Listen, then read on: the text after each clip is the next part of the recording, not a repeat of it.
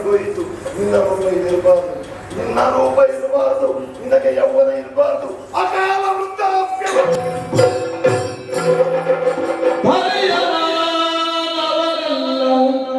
ಬಯಸುವ ಸುಖವೇ ನಗೆ ಹರಿಯ ಮಾನವರೆಲ್ಲ ಬಯಸುವ ಸುಖವೇ ನಗೆ ಇರಲಿಲ್ಲ ದಾಂಪತ್ಯದಿ ಸುಖವೂ ಇರಲಿಲ್ಲ ದಾಂಪತ್ಯದಿ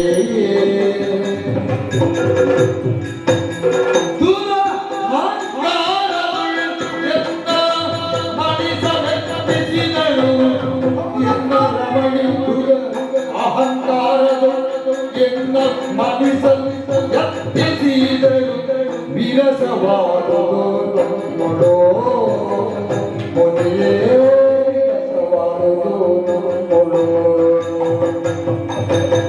ಹರಿಯ ಮಾನವರೆಲ್ಲ ಬಯಸುವ ಸುಖವೋ ನಿನಗಿರಲಿಲ್ಲ ದಾಂಪತ್ಯದಿಯ ಮುನಿಪತಿಯ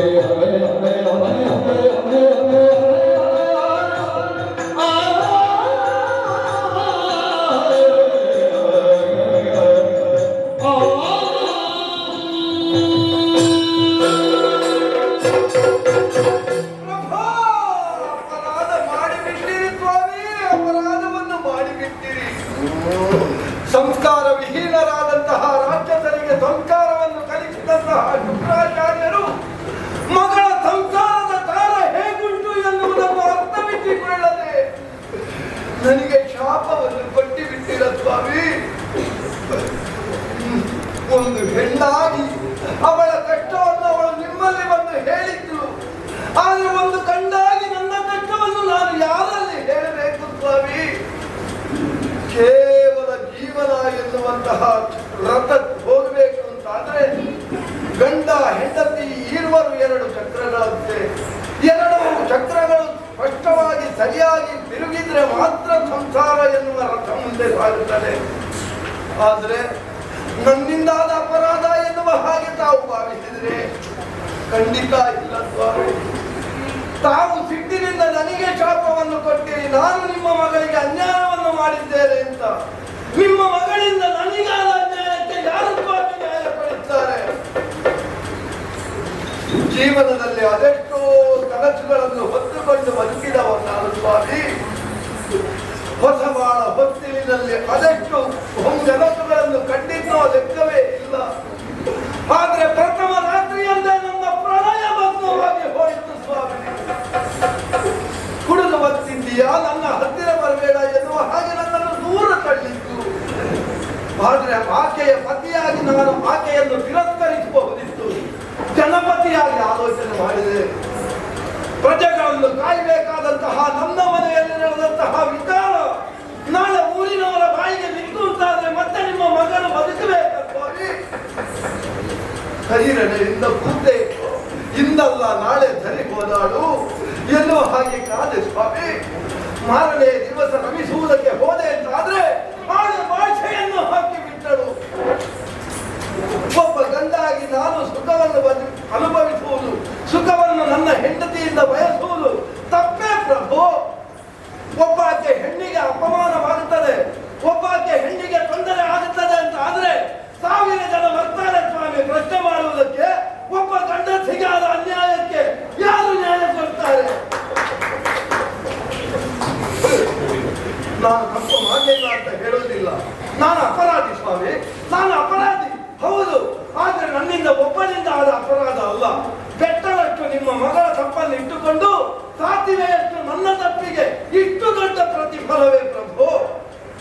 ಸರಿ, ಮಗಳಿಗೆ ನ್ಯಾಯವನ್ನು ದೊರಕಿಸುವುದಕ್ಕೆ ಬಂದವರು ನೀವು ಯಾವ ನ್ಯಾಯವನ್ನು ಕೊಡಿಸಿದಿರಿ? ವೃದ್ಧಾಪ್ಯ ನನ್ನನ್ನು ಬಾಧಿಸ್ತಾ ಉಂಟು. ನಿಮ್ಮ ಮಗಳಿಗೆ ಸ್ವಾಮಿ ಇನ್ನು ನನ್ನ ಸೇವೆಯನ್ನು ಮಾಡುವುದಕ್ಕೆ ಇರುವುದು, ಇದು ನಿಮ್ಮ ಮಗಳಿಗೆ ಕೊಡುವ ಸೌಭಾಗ್ಯವೇ ತಾವು? ಅದಲ್ಲ, ಒಬ್ಬ ಗುರುವಾಗಿ ಆಲೋಚನೆ ಮಾಡಿ ಸ್ವಾಮಿ, ನನ್ನನ್ನು ನಂಬಿದಂತಹ ಪ್ರತಿಷ್ಠಾನದ ಪ್ರಜೆಗಳು ಅವರನ್ನು ಪಾಲಿಸುವುದಾದರೂ ಎಂದು ಪ್ರಭು ನಿಮ್ಮಲ್ಲಿ ಒಂದು ವಿಚಾರವನ್ನು ಹೇಳ್ತೇನೆ. ಒಬ್ಬ ಪುರುಷನಾದವ ಮನೆಯಲ್ಲಿರುವಂತಹ ಹೆಂಡತಿ ತನಗೆ ಬೇಕಾದ ಹಾಗೆ ಒದಗುವುದಿಲ್ಲ ಅಂತ ಆದ್ರೆ ಆ ಪುರುಷ ಯಾವ ದಾರಿಯನ್ನು ಹಿಡಿಬೇಕು ಅಂತ ನೀವೇ ಆಲೋಚನೆ ಮಾಡಿ ನೀವು ಉತ್ತರ ಕೊಡಿ ಸ್ವಾಮಿ. ಮತ್ತೆ ಶಾಪವನ್ನು ನಾನು ಅನುಭವಿಸ್ತೇನೆ.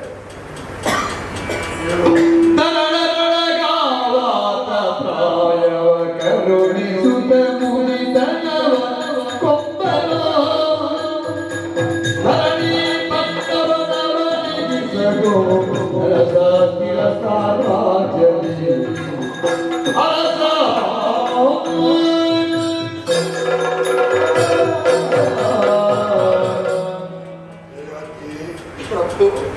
ನಾನು ಮಾಡಿದ ಕಾರ್ಯದಿಂದಲೇ ನಾನು ಗುರುವಾದವ ಲಘುವಾಗಿ ಹೋದಿಲ್ಲ, ವಿವೇಚನೆ ಮಾಡಲಿಲ್ಲ.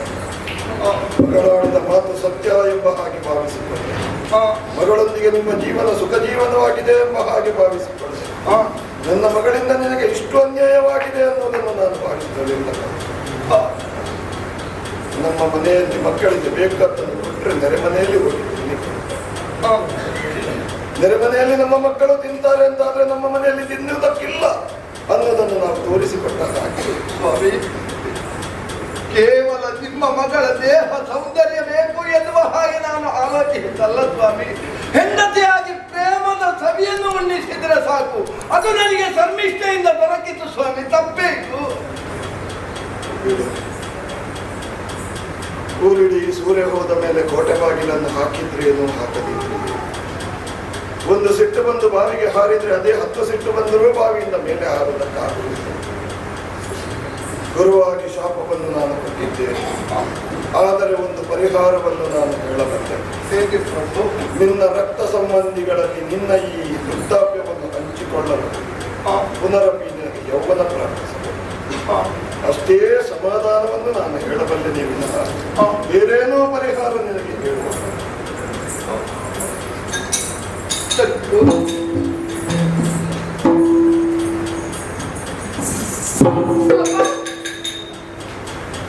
ಎಂತ ಮಟ್ಟಕ್ಕೆ ನನ್ನನ್ನು ಇಳಿಸಿಬಿಟ್ಟೆ ಮಾಡಿ. ತಾಯಿ ಇಲ್ಲದ ಕಂದ ಅನ್ನುವ ಕಾರಣಕ್ಕಾಗಿ ತಲೆ ಮೇಲೆ ಬಂದೆ. ಹೆಣ್ಣು ಮಗಳಪ್ಪನಾದೆ ನಾನು. ಹೆಣ್ಣು ಮಗಳಪ್ಪನಾಗಿ ನಿನ್ನನ್ನು ಸಲಹಿದೆ ನಾನು. ಯಾವುದನ್ನು ಕೇಳಿದ್ರು ಇಲ್ಲ ಬಲ್ಲೆ ಅಂತ ನಾನು ಕೇಳಿಲ್ಲ. ಮಗಳ ತಂದೆಯಾಗಿ ಕೊನೆಗೆ ನನಗೆ ನೀನು ಕಟ್ಟದ್ದೇನು? ಕನಿಷ್ಠತರವಾದಂತಹ ಸ್ಥಾನಮಾನವನ್ನು ಕಲ್ಪಿಸಿಕೊಂಡೆ. ಅಂದು ಗತ 500 ವರ್ಷಗಳವರೆಗೆ ಮಾಡಿದ ವ್ಯಾಸಂಗ ಫಲವಿಲ್ಲದಾಗಿ ಮಾಡಿದ ಶಾಪವನ್ನು ಕೊಟ್ಟೆ. ವಿಷಯ ನನಗೆ ಗೊತ್ತಿಲ್ಲದೆ ಸುಮ್ಮನಿದ್ದೇನೆ ಅಂತ ಭಾವಿಸಬೇಡ ಮಗಳೇ. ನನ್ನ ಮಕ್ಕಳು ಇಂದಲ್ಲ ನಾಳೆ ಸರಿಯಾಗ್ತಾಳೆ. ಚಕ್ರವರ್ತಿಗೆ ಮಡದಿಯಾಗಿ ಮಹಾರಾಣಿ ಆಗ್ತಾಳೆ. ಅವಳ ಜೀವನ ಸುಸಾಂಗವಾಗಿ ನೆರವೇರುತ್ತದೆ. ಹೀಗೆ ನಾನು ಭಾವಿಸಿದ್ರೆ ತಂದೆಯ ಮನೆಯಲ್ಲಿ ಯಾವ ವಾತ್ಸಲ್ಯವನ್ನು ಇಟ್ಟುಕೊಂಡಿದ್ಯೋ ಅದೇ ಹಠವನ್ನು ನೀನು ಕೊಂಡು ಹೋಗಿ ಮುಂದುವರಿಸಿದೆ. ನೀನಂತಲ್ಲ, ಯಾವ ಹೆಣ್ಣಾದರೂ ಯೋಚಿಸಿ ನೋಡಿ. ತಂದೆ ಮನೆಯಲ್ಲಿ ಮುದ್ದಿ ಸಿಂಹನ್ನು ಸಾಕಿರಬಹುದು, ಆದ್ರೆ ಗಂಡನ ಮನೆಯಲ್ಲಿ ಆ ಪ್ರೀತಿಯನ್ನು ನಿರೀಕ್ಷೆ ಮಾಡಬೇಕು. ಗಂಡನ ಮನೆಯಲ್ಲಿ ಗಂಡನಿಗೆ ಹೆಂಡತಿಯಾಗಿ ಬಂದು, ಆದ್ರೆ ನೀನು ಗಂಡನಿಗೆ ಸರಿಯಾದ ಹೆಂಡತಿಯಾಗಲಿಲ್ಲ. ಈ ಅಪ್ಪನಿಗೆ ಸರಿಯಾದ ಮಗಳು ನೀನಾಗಲಿಲ್ಲ, ಮಕ್ಕಳಿಗೆ ಸರಿಯಾದ ತಾಯಿಯಾಗಲಿಲ್ಲ, ಪ್ರಜೆಗಳಿಗೆ ಬೇಕಾದ ಮಹಾರಾಣಿ ನೀನಾಗಲಿಲ್ಲ. ಜೀವನದಲ್ಲಿ ಏನನ್ನೂ ನೀನು ಮಾಡಲಿಲ್ಲ. ಅನುಭವಿಸು, ಅನುಭವಿಸಿದನು. ನಿನ್ನ ವೃದ್ಧಾಪ್ಯ ನೋಡು, ಅನುಭವಿಸು. ಇನ್ನು ನೀನು ಶತ್ರುವಿನಿಂದ ಕಡೆಗೆ ಬರುವುದಿಲ್ಲ. ಎಲ್ಲಾದ್ರೂ ಹುಡುಕಿಕೊಂಡು ನೀನು ಕುರುಜಾಂಗುಳಕ್ಕೆ ನನ್ನನ್ನು ಹುಡುಕಿ ಬರಬೇಡ. ಈಗಲೇ ಬಿಡಾರ ಖಾಲಿ ಮಾಡ್ತೇನೆ. ಹಿಮಾಚಲಕ್ಕೆ ಹೋಗ್ತೇನೆ ತಪಸ್ಸಿಗೆ. ನೀನುಂಟು, ನಿನ್ನ ಸಂಸಾರ ಉಂಟು. ಒಳ್ಳೆತನದಲ್ಲಿ ನೀನು ಬದುಕಿದರೆ ಶುಕ್ರಾನಂದನೆ. ಹಂಚಿಕೊಳ್ಳಿ, ಇಲ್ಲಂದ್ರೆ ಹರಿದು ಹಂಚಿ ಸತ್ತುಕೊಳ್ಳಿ.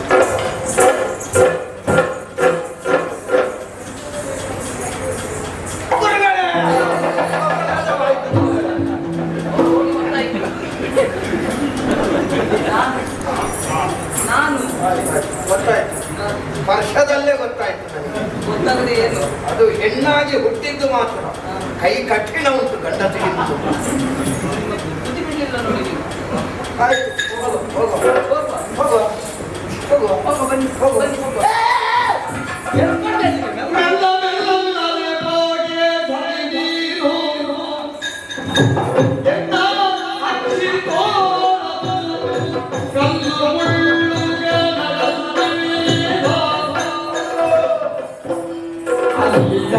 ಕೈಯಲ್ಲಿ ಕುಡಿದು ಕುಡಿದು ಏಳು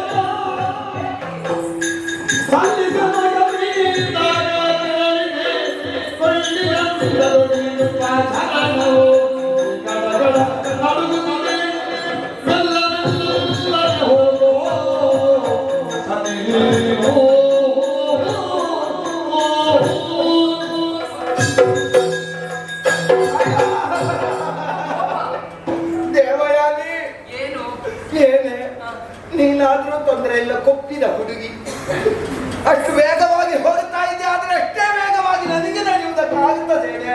ಯಾಕೆ ನನ್ನ ಕಾಲನ್ನೊಮ್ಮೆ ಸರಿಯಾಗಿ ನೋಡೆ, ಏನಾಗಿದೆ? ಎಷ್ಟು ಸುಂದರವಾಗಿತ್ತು ಕಾಲು, ಈಗ ಚರ್ಮ ಜೋತಾಡ್ತಾ ಉಂಟು. ಒಂದು ಸಣ್ಣ ಕಲ್ಲು ತಾಕಿದ್ರು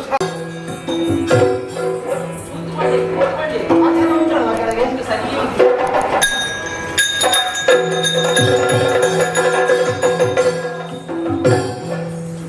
ಏನಾಯ್ತು ಯುದ್ಧದ ಪರಿಣಾಮ ಮಗನೇ? ಯುದ್ಧದಲ್ಲಿ ನಾನು ಕೈ ಸೋಲ್ಬೇಕಾಯ್ತಮ್ಮ. ವಿರೋಧಿಗಳು ದೇವರನ್ನು ಗಳಿಸಿದರು, ಆದರೆ ನನ್ನನ್ನು ಪ್ರಾಣವನ್ನು ಉಳಿಸುವ ಕೆಲಸವನ್ನು ಒಬ್ಬ ಕಿರಾತ ಮಾಡಬೇಕಾಯಿತು. ಚಿನ್ನದವನು ನನ್ನ ಜೊತೆಯೇ ಕೆಲಸ.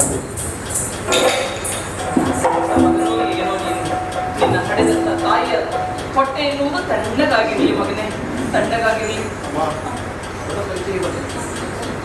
ಅವನಿಗೆ ಇವರನ್ನು ಪರಿಚಯ ಮಾಡಿಸಬೇಕು.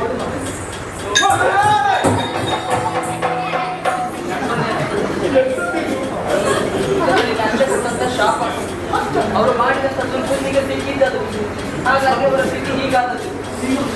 ಹೌದು.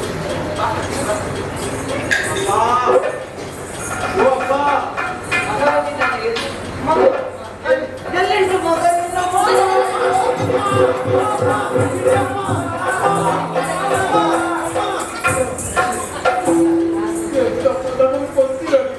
ಯುದ್ಧಕ್ಕೆ ಹೋದವಲ್ವ ಮಗ? ಏನಾಯ್ತು? ಅದು ನನಗೆ ಮೊದಲೇ ಗೊತ್ತಿದ್ದ ಸತ್ಯ. ನೀನು ಯಾವ ಪ್ರಸಂಗದಲ್ಲೂ ಗೆಲ್ಲಿಕ್ಕಿಲ್ಲ ಮಗ, ನೀನು ಸೋಲಿಕ್ಕೆ. ಆಯ್ತು, ಆದರೆ ನಾನು ಪ್ರಾಣವನ್ನು ಉಳಿಸಿದ್ದೇನೆ. ಹೇಗೆ? ನನ್ನನ್ನು ಒಬ್ಬ ರಕ್ಷಿಸಿದ್ದಾನೆ. ಹೌದಾ? ಕಿರಾತ ಕಿರಾತ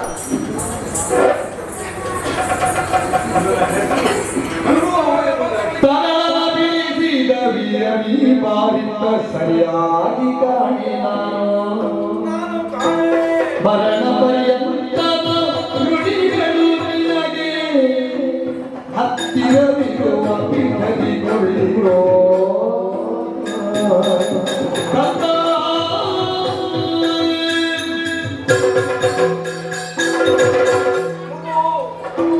ನೀನು ಉಳಿಸಿದ್ದು ನನ್ನ ಮಗನ ಪ್ರಾಣವನ್ನಲ್ಲಪ್ಪ, ಪ್ರತಿಷ್ಠಾನಪುರದ ಉತ್ತರಾಧಿಕಾರಿಯನ್ನು. ಸಂತೋಷವಾಯಿತು ಮಗು, ನನಗೆ ಕಣ್ಣು ಕಾಣುವುದಿಲ್ಲ, ಮುಖ ಆಯ್ತು. ನೀನು ಹತ್ತಿರದ ಅವನ ಹೆಸರು ಎನ್ನುವುದಾಗಿ ಅಪ್ಪಯ್ಯ. ಆಯ್ತು ಮಗ, ನಿನಗೆ ಸಾಯುವಲ್ಲಿವರೆಗೆ ನಾನು ಋಣಿಯಾಗಿರ್ತೇನೆ ಮಗು. ನಿನ್ನನ್ನು ಈ ಕಡೆಯಲ್ಲಿ ಕೂತುಕೊಳ್ಳಿಸುವಂತೆ ಇದ್ದೆ, ಬೇಡ, ಅದು ಅವಳಿಗೇ ಮೀಸಲು, ಬೇರೆ ಯಾರು ಆ ಜಾಗದಲ್ಲಿ ನಿಲ್ಬಾರ್ದು. ಶಾಪಕ್ಕೆ ಪರಿಮಾತ್ರ ಹೌದು, ನಾನೇ ಕೇಳುದ? ನಾನು ಕೇಳಿದ ಯದುವೆ ಬಾರಿ ಚಂದ್ರ ಶಾಪಾದಿನ್ನೇ ನಾಡೊಡಗಿದ್ದು ಯಾರೋ ಇದೊಂದು ಯೌವನ ಜಲಕಾವಿತ್ತರೆ ಅದಕ್ಕೊಂದು ನಡೆದನೋ ಮಗ, ಏನಪ್ಪಯ್ಯ? ಅದು ಏನಪ್ಪ? ಹತ್ತಿರ ಬಾ ಮಗ, ಬಂದಿದ್ದೇವೆ, ನನ್ನೊಮ್ಮೆ ಸರಿಯಾಗಿ ನೋಡು ಮಗ. ನೋಡ್ತಾ ಇದ್ದೇವೆ. ಇದು ಹೇಗಾಯ್ತು ಗೊತ್ತೇ? ಹೇಗೆ? ಆಚಾರ್ಯ ಶುಕ್ರರ ಶಾಪ ಮಗು. ನಿಮಗೆ ಶಾಪ ಸಿಕ್ಕಿದ? ನಿನ್ನ ಅಜ್ಜನ ಶಾಪದಿಂದ ಅಪ್ಪನ ಸ್ಥಿತಿ ಅಜ್ಜ ಆಗುವ ಸ್ಥಿತಿಯಾಗಿ ಹೋಗಿತ್ತು ಮಗ. ಏನು ಮಾಡುವ ನಿಮ್ಮ ದುರದೃಷ್ಟ, ಏನು ಮಾಡಲಿಕ್ಕೆ? ಆದ್ರೆ ಆ ಅಜ್ಜನಿಗೆ ಮೊಮ್ಮಗನಾಗಿ, ಈ ಅಪ್ಪನಿಗೆ ಮಗನಾಗಿ, ಈ ತಾಯಿಗೆ ಮಗನಾಗಿ ನೀನೊಂದು ಉಪಕಾರವನ್ನು ಮಾಡ್ತೀಯ. ಏನ್ ಮಾಡ್ಬೇಕಪ್ಪ? ನನ್ನದಾದಂತಹ ಈ ವೃದ್ಧಾಪ್ಯವನ್ನು ಕೆಲ ಕಾಲಗಳ ಕಾಲ ನೀನು ತೆಗೆದುಕೊಡ್ತೀಯೇನೋ? ನಾನು ಏನೋ ಹೇಳ್ತೀರಿ ಅಂತ ನಾನು ಭಾವಿಸಿದ್ದು.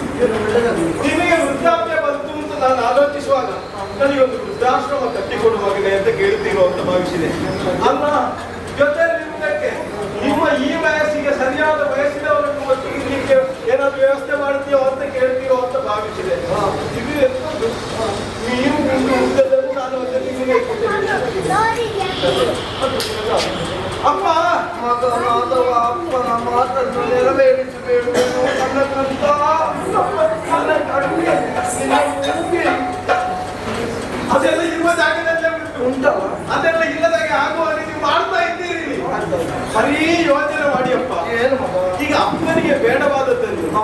ಮಗನು ಬೇಡ ಅಂತ ಹೇಳುವಲ್ವ?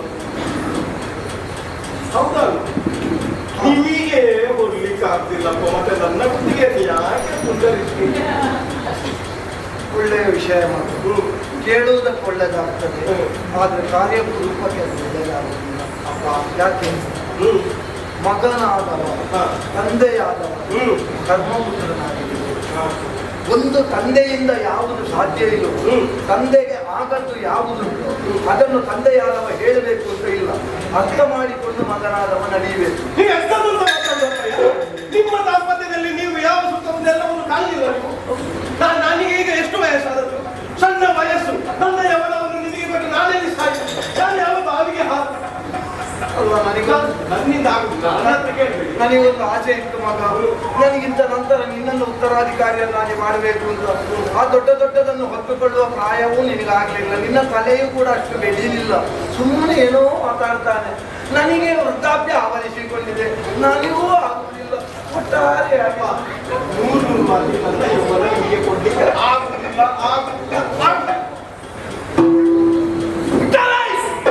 ಎನ್ನವದನಾಗಿ ಎನ್ನಯ ಮನವನ್ನು ಕಳೆದುವ ನೀನು ರಾಜ್ಯಗಳನ್ನು ಪಾಲಿಸಲಾಗದು.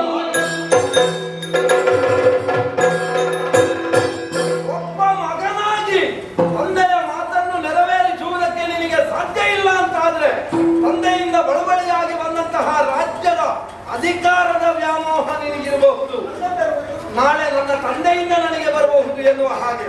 ಹಾಗಾದ್ರೆ ಅಪ್ಪನಿಗೆ ಆಗದ್ದು ಯಾವುದು ಬೇಡ ಅಂತ ಇಲ್ಲ, ನಿನಗೆ ಖರ್ಚಿಗೆ ಆಗುವುದು ಅಪ್ಪ ಬೇಡ ಅಂತ ಬಿಟ್ಟರೂ ಆಗುತ್ತದೆ ಅಂತ ಆಯ್ತಲ್ಲ. ಇಂತಹ ನಿಕೃಷ್ಟನಾದ ನಿನಗೆ, ನಿನ್ನಂತವನ ಕೈಗೆ ನನ್ನ ರಾಜ್ಯವನ್ನು ಕೊಡುವುದು ನಿನಗೆ ಅಂತ ಅಲ್ಲ, ಇನ್ನು ಮುಂದೆ ನಿನ್ನಿಂದ ಯಾರು ಹುಟ್ಟುತ್ತಾರೋ ಅವರಿಗೆ ರಾಜ್ಯತ್ವವೇ ಇಲ್ಲ.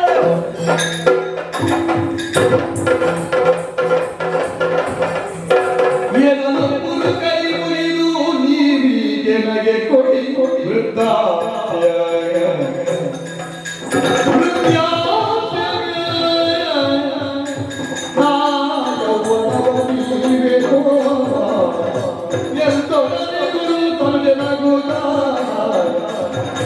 ಕೊಡಿ.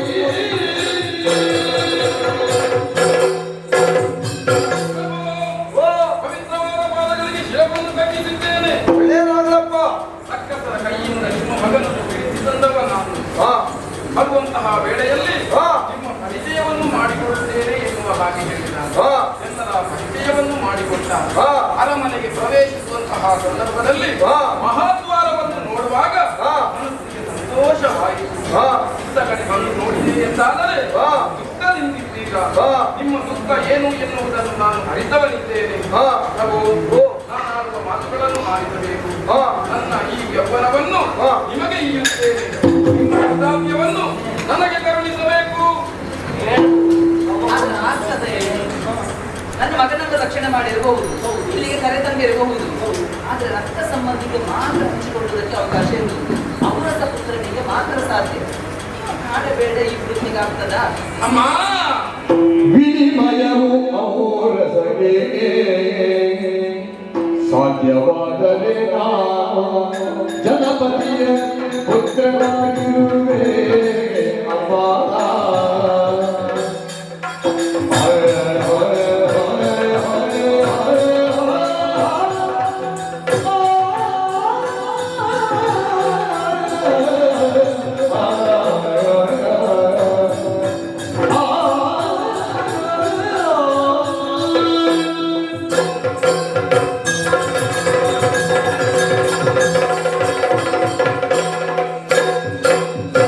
ವಿನಿಮಯವು ಔರಸಗೆ ಸಾಧ್ಯವಾದರೆ ನಾನು ಜನಪದಿಯ ಪುತ್ರನಾಗಿರುವೆ.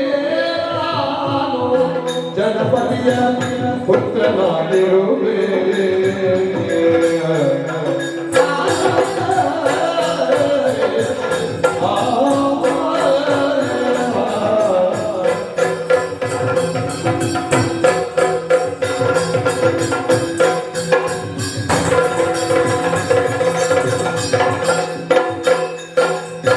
ಜನಿಸಿದಿದು ವಿಷ ಪರ್ವತ ನೋಡಿ ಶಕ್ತಿಯುಡು.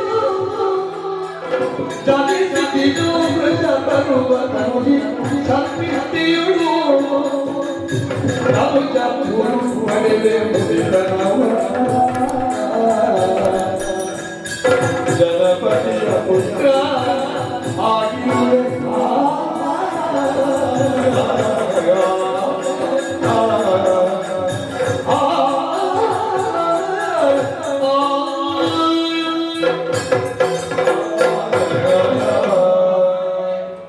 ನೀವು ಆಡಿದ ಮಾತುಗಳು ಸಿದ್ಧವೇ? ಹೌದು ಎಂದಾದರೆ ಕೊಡುವುದಕ್ಕೆ ನಾನು ಸಿದ್ಧ. ನಿಮ್ಮಿಂದ ಸಾಧ್ಯ ಇಲ್ವಲ್ಲ, ಅದಾಗುವುದಕ್ಕಲ್ಲ. ಆ ಅಧಿಕಾರವನ್ನು ನಾನು ಹೊಂದಿದವನಿದ್ದೇನೆ.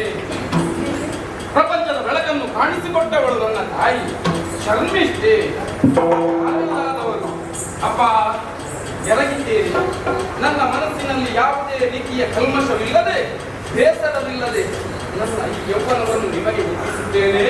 ನಿಮ್ಮ ವೃದ್ಧಾಪ್ಯವನ್ನು ಅನುಗ್ರಹಿಸಬೇಕು.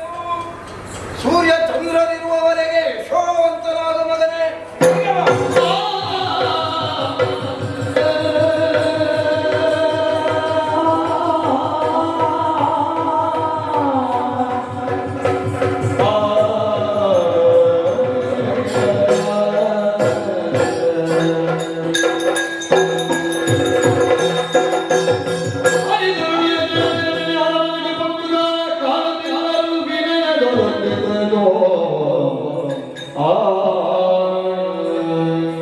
ಕಾಲ ಪಕ್ವವಾದ ಸ್ಥಿತಿಯಲ್ಲಿ ಕಾಲವೇ ತಮ್ಮಂತಹ ಮಹನೀಯರನ್ನು ಇಲ್ಲಿಗೆ ಕರೆತಂದಿತೋ ಎನ್ನುವ ಹಾಗೆ ದಿವ್ಯ ದರ್ಶನವನ್ನು ಪಟ್ಟೆಯಲ್ಲ ಕಜದೇವ. ವಿಪರೀತ ಪರಿಣಾಮ ಚಂದ್ರಾನ್ವಯದಲ್ಲಾಗುತ್ತದೆ ಎಂಬ ಅರಿವು ಮೂಡಿದ ಕಾಲದಲ್ಲಿ ಆಗಮಿಸಬೇಕಾದ ಎಲ್ಲರನ್ನು ಜೊತೆಗೂಡಿಯೇ ಇಲ್ಲಿಯ ತನಕ ಬಂದು ನಿಂತಿದ್ದೇನೆ. ಏನಾಗ್ತಾ ಉಂಟು ಸ್ವಾಮಿ, ಜೀವನದಲ್ಲಿ ಬೇಕು ಬೇಕು ಅಂತ ಆಗುವಾಗ ಇಲ್ಲ ಅಂತಾಯಿತು, ಇನ್ನು ಇಲ್ವೇ ಇಲ್ಲ ಅಂತ ಆಗುವಾಗ ಉಂಟಾಯಿತು. ಈಗ ಆದದ್ದನ್ನೆಲ್ಲ ಸರಿ ಅಂತ ಹೇಳ್ತೀವಿ. ಸರಿ ಅಂತ ನಾ ಹೇಳಲಾರೆ. ನಾ ಸರಿದು ನಿಂತದ್ದೇ ಅದು. ತಾನು ಮಾಡಿದ್ದೇ ಸರಿ ಅಂತ ಹೇಳುವವರಲ್ಲಿ ನಮ್ಮನ್ನು ಸರಿ ಅಂತ ಹೇಳುವುದು ಹೇಗೆ? ಯಾರೋ ತಪ್ಪು ಮಾಡಿದ್ದಾರೆ ಎಂಬುದರಿಂದ ನಾವು ಆ ತಪ್ಪನ್ನು ಮುನ್ನಡೆಸಬಾರದು ಅಥವಾ ಇನ್ನೊಂದು ರೂಪದ ತಪ್ಪನ್ನು ಮಾಡಬಾರದು. ನೀನೇ ಯೋಚಿಸಿದವರು ಏನಾಯ್ತು?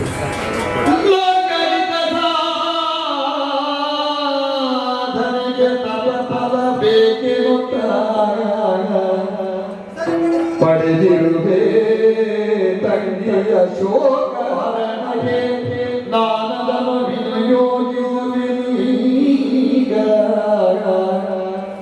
ಸಾಕು ಯೌವನ ಕುರುಗಿ ಕೊಡುವಂತಾಗಿದ ಮುದಿದನು ನದು ಸೋಗದಲ್ಲಿ ತಡೆಗೊಯ್ಯದಿರುಳು ನ್ಯಾಸವಾಗಿರುವೆ ಕೃಪಣೆ ಅಯ್ಯ.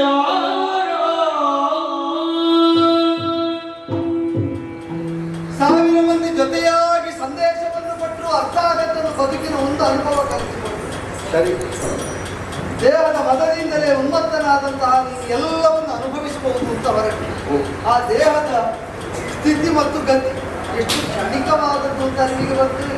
ಇಂದ್ರಿಯ ಚಾಪಲ್ಯ ಎನ್ನುವುದು ಮನುಷ್ಯನನ್ನು ಗತಿಗೆಡಿಸ್ತದೆ, ದಾರಿ ತಪ್ಪಿಸ್ತದೆ. ಆದ್ರೆ ನನಗೆ ಒಂದೇ ಒಂದು ಮರುಕ ಸ್ವಾಮಿ, ವೃದ್ಧಾಪ್ಯ ನನಗೆ ಬೇಡ ಅಂತ ಇತ್ತು. ಆದ್ರೆ ನನ್ನ ಯೌವನವನ್ನೇ ಅಂಶರೂಪವಾಗಿ ಹೊಂದಿದ ನನ್ನ ಮಗ ನನ್ನ ವೃದ್ಧಾಪ್ಯವನ್ನು ಹೊಂದಿ ನನ್ನ ಕಣ್ಣ ಸಮ್ಮುಖದಲ್ಲಿ ಮುದುಕನಾಗಿ ನಿಂತದ್ದನ್ನು ಕಂಡರೆ ಹೊರಗೆ ಕತ್ತರಿಸದೆ ಕತ್ತದೇವ. ರಾಜ್ಯಾಡಳಿತವನ್ನು ನಿರ್ವಹಿಸುವ ಕಾಲದಲ್ಲಿ ಬೇಕಾದ ಯೌವನವನ್ನು ಮಗನಿಂದಾಗಿ ನೀ ಪಡೆದೆ. ಆದರೆ ಯೋಚಿಸಿ, ನನ್ನ ಗುರುಗಳು ಆಚಾರ್ಯ ಶುಕ್ರರು ಶಾಪಕ್ಕೆ ಪ್ರತಿವಚನವಾಗಿ ಆಡಿದ ಮಾತು, ಯಾವ ಮಗ ನಿನಗೆ ತನ್ನ ಯೌವನವನ್ನು ದಾನವಾಗಿ ಕೊಡ್ತಾನೆ ಅವನೇ ಚಂದ್ರಾನ್ವಯದ ಭವಿಷ್ಯದ ಪ್ರಭುವಾಗುತ್ತಾನೆ. ಈ ಸ್ಥಿತಿಯಲ್ಲಿಯೋ ವೃದ್ಧನಾಗಿ ಆಳುವುದಕ್ಕಾಗುವುದಿಲ್ಲ ಅಂತ ನೀನು ಯೌವನ ಅಪೇಕ್ಷಿಸಿ, ಈಗ ಅವ ಈ ವೃದ್ಧನಾಗಿ ಆಳುವುದಕ್ಕಾಗ್ತದೆ. ಹಾಗಾದರೆ ಕೆಟ್ಟ ಪರಿಣಾಮ ಇನ್ನೊಂದು ತಲೆಗೆ ಹಸ್ತಾಂತರಿಸಲ್ಪಟ್ಟಿದ್ದ ಮಾತ್ರ ಅದು ಶಾಶ್ವತವಾಗಿ ದೂರ ಅಲ್ಲಿಲ್ಲ, ಈ ಅರಮನೆಯಲ್ಲೇ ಉಳಿಯುತ್ತದೆ. ನಿನ್ನದಾದಂತಹ ವಿಷಯ ಸುಖೋಪಭೋಗದ ವಾಂಛೆ ಎಂಬುದು ಅದು ಮಗನಿಗೆ ಅಕಾಲದ ವೃದ್ಧಾಪ್ಯವನ್ನು ಈ ಪಿಡುಗನ್ನು ತೊಲಗಿಸುವುದು ಹೇಗೆ ಪ್ರಭು? ತೊಲಗಿಸಬೇಕು ಅಂತ ಪ್ರಾಮಾಣಿಕವಾಗಿ ಉಂಟು. ಯಥಾರ್ಥಕ್ಕೂ ಉಂಟು. ಇದು ಅಂತಾದರೆ ಹೇಳಿದೆ ಗುರುಗಳ ಮಾತನ್ನು ಸತ್ಯವಾಗಿಸುವ ಹೊಣೆವಂತ ಶಿಷ್ಯನ ಮತ್ತು ವ್ಯಕ್ತಿಗತವಾದ ಯಾವ ಆಸೆ ಆಮಿಷಗಳಿಗೂ ಆ ತಪದ ಬಲವಷ್ಟನ್ನು ವಿನಿಯೋಗಿಸಿ ಈಗ ವೃದ್ಧಾಪ್ಯವನ್ನು ಅಕಾಲದಲ್ಲಿ ಹೊಂದಿದ ಆ ಗುರುವಿನಿಂದ ಆ ವೃದ್ಧಾಪ್ಯವನ್ನು ಸೆಳೆಯುತ್ತೇವೆ. ಯಾರಲ್ಲಿ ನಿಕ್ಷೇಪಿಸುವುದು? ಹಾಗೆ ಈಗ ಬೇಡುತ್ತಾರೆ.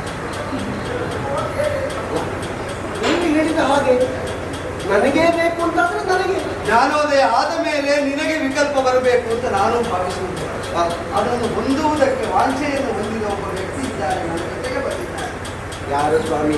ರಕ್ತ ಸಂಬಂಧಿಗಳಿಗಲ್ಲದೆ ಮತ್ತೊಬ್ಬರಿಗೆ ಅದನ್ನು ಹೊಂದುವುದಕ್ಕೆ ಸಾಧ್ಯ ಇಲ್ಲ ಅಂತ ಪರಿಚಯ ಪರಿಚಯ ಉಂಟ ಕೇಳಿ ಈಗ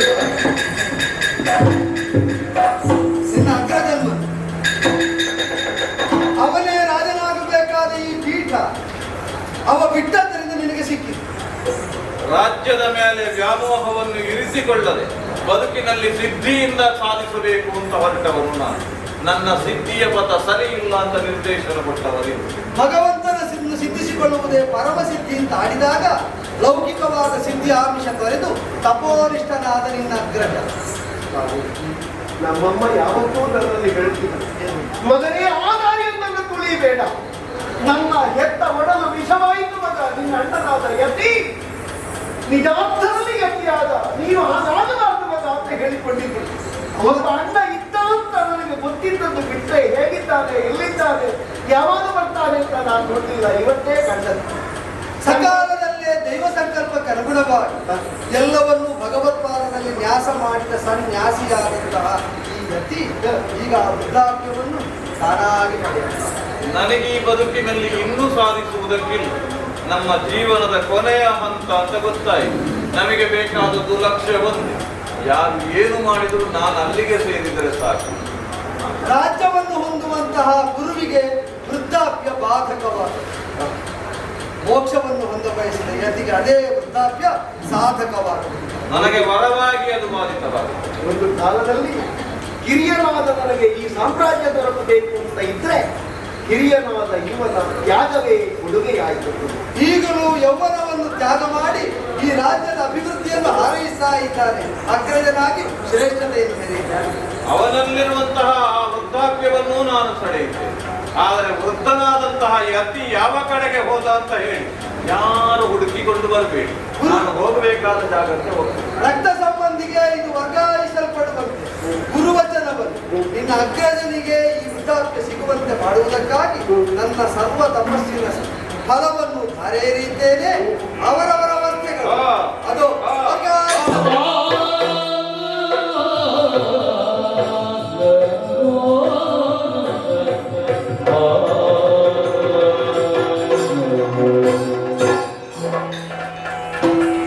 ಸಮಾಧಾನ ಆಯ್ತು.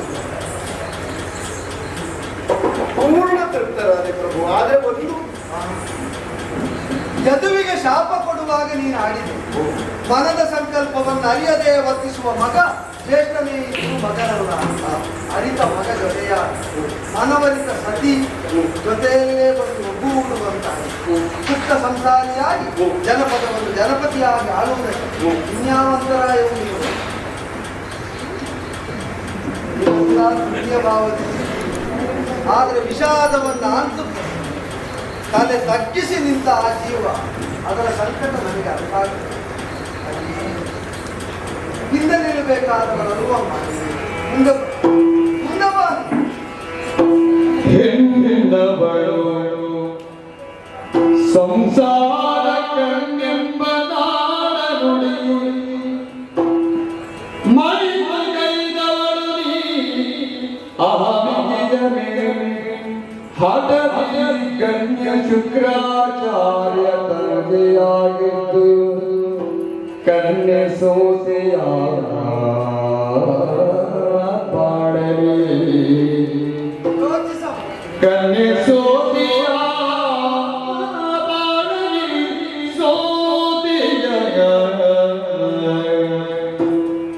ಉನ್ನತದ ಸಾಧನೆಗೆ ಮನ್ನಣೆಯ ಪಡೆಯಲಿಗ ಹೊನ್ನ ಪದವಿ ತೊರೆದು ಜನಕ ತ್ಯಜಿಸಿದ ಮುನ್ನ ಇನ್ನು ನೀ ನಿಜ ಶುಕ್ರನಂದನೆಯಾಗಿ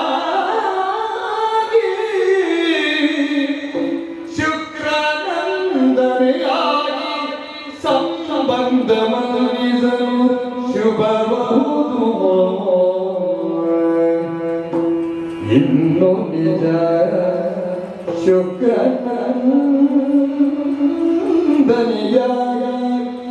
ಸಂಬಂಧ ಮನವಿಸಲು ಶುಭ ಮಂಗಲ ಹೆಣ್ಣವಳು ಸಂಸಾರ ಕಣ್ಣೋ ಎಂಬ ನಾಡ ನುಡಿ ಕಣ್ಣೆ ಸೋತಿಯ ಬಾಳಲಿ ಸೋತಿಯ ಸೋದೆಯ ಸೋದೆಯ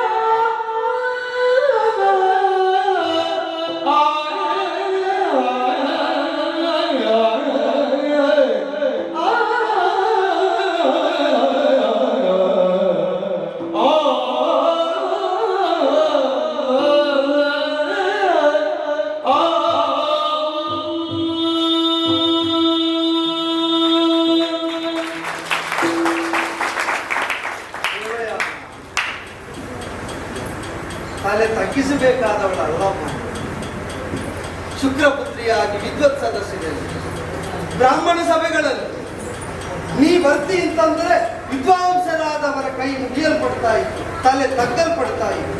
ಅದು ನಿನ್ನ ಜೀವಯೋಗ್ಯತೆಯಾಗಿ ಶುಕ್ರನ ಮಗಳಾಗಿ ಸಂಸಾರದ ಕಣ್ಣಾಗಿ ಚಂದ್ರಾನ್ವಯಕ್ಕೆ ಒದಗಿ ಬರಬೇಕಾದಂತಹ ಆಮಿಕೆಯಿಂದ ಶುಕ್ರನ ಮಗಳು ನಾನು ಎಂಬ ಭಾವದಿಂದ ಮೆರೆದೆ ಬಯಸಿದ್ದನ್ನೆಲ್ಲ ಸಾಧಿಸುವುದಕ್ಕೆ ಹೊರಟೆ. ತಪ್ಪಲ್ಲ.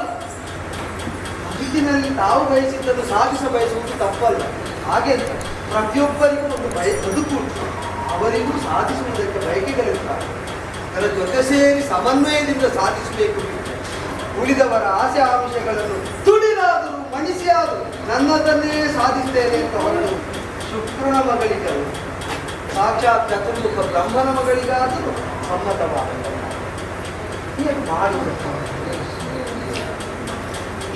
ನಿನ್ನ ಯೌವನದಲ್ಲಿ ನನ್ನ ವಿದ್ಯಾಭ್ಯಾಸದ ಅವಧಿಯಲ್ಲಿ ನಿನ್ನನ್ನು ಕಂಡವರು ನಾನು ನಿನ್ನ ಸ್ವಭಾವವನ್ನು ಎಚ್ಚರಿಸಿದ್ದೆ. ನಾನು ಒಂದು ವಿಷಮಘಟ್ಟದಲ್ಲಿ ನಿನಗೆ ಎಚ್ಚರಿಸಿದ್ದೆ, ನೆನಪಿಟ್ಟಿದ್ದು. ಸಾಧಿಸ ಬಯಸಿದ್ದನ್ನೆಲ್ಲ ಕೈವಶ ಮಾಡುತ್ತೇನೆ ಅಂತ ಹೊರಟು ಉಳಿದವರ ಭಾವಕ್ಕೆ ಮೌಲ್ಯವನ್ನು ಕಲ್ಪಿಸದೆ, ಅವರು ಹೇಳಿದ ಸರಿಯನ್ನು ಅಂಗೀಕರಿಸದೆ ಶುಕ್ರನ ಮಗಳಾದ್ರಿಂದ ಮಾಡಿದ್ದು ತಗ್ತದೆ ಅಂತ ಹೊರಟೆ ವಿಷಾದ ಅವರಿರ್ತದೆ ಅಂತ ಎಚ್ಚರಿಸಿದ್ದೆ. ಬಂತಲ್ಲ ಮಾತು. ಗಂಡನಿಗೆ ಬೇಡದ ಸದ್ಯಾಗಿದೆ, ತಂಗಿ ಒಪ್ಪದ ಅಕ್ಕರಾದ, ಮಕ್ಕಳಿಂದ ದೂರನಾದ ತಾಯಿಯಾದೆ. ಅಷ್ಟಾದರೂ ತಂದೆಗೆ ಮಗಳಾಗಿ ಉಳಿದ್ರಾಗುತ್ತಿತ್ತು. ಆ ತಂದೆಯೇ ಕೈ ಬಿಟ್ಟ ಮಗಳಾಗಿ ಸಾಧನೆ ಇನ್ನೂ ಮಾಡುವುದಕ್ಕಾಗ್ತದೆ. ತಪಸ್ಸು ಕಾಡಿನಲ್ಲಿ ಮಾತ್ರ ಮಾಡುವುದಕ್ಕೆ ಇದ್ದ ಹೆಸರು. ಸಂಸಾರಸ್ಥರಾದ ಹೆಣ್ಣು ಮಗಳಿಗೆ ಸಂಸಾರ ನಿಷ್ಠೆಯಿಂದ ಅದನ್ನು ಬೆಳೆಸುವುದಕ್ಕಾಗಿ ಮಾಡುವ ತ್ಯಾಗ ಏನು? ಅದು ಯಾವ ತಪಕ್ಕೂ ಕಡಿಮೆ ಇಲ್ಲ. ಸುನೈ ಓಲೈ ಎಲ್ಲವನ್ನು ಹೊಂದಬೇಕು ಅಂತಲ್ಲ, ಒಂದಷ್ಟು ಬಿಡುವುದರಲ್ಲಿ ಇರುತ್ತಮ್ಮ. ಯೋಚಿಸಿ, ನಿನ್ನ ತಂಗಿಯನ್ನು ನೋಡು. ಅಸುರಪತಿಯ ಸುತೆಯಾಗಿ ಹುಟ್ಟಿದವಳವು. ಎಲ್ಲವೂ ಕಳೆದುಕೊಂಡ ಕಾಲದಲ್ಲೂ ಕೂಡ ಅವಳು ಇದ್ದ ಸ್ಥಿತಿಗೆ ಒಗ್ಗಿಕೊಂಡ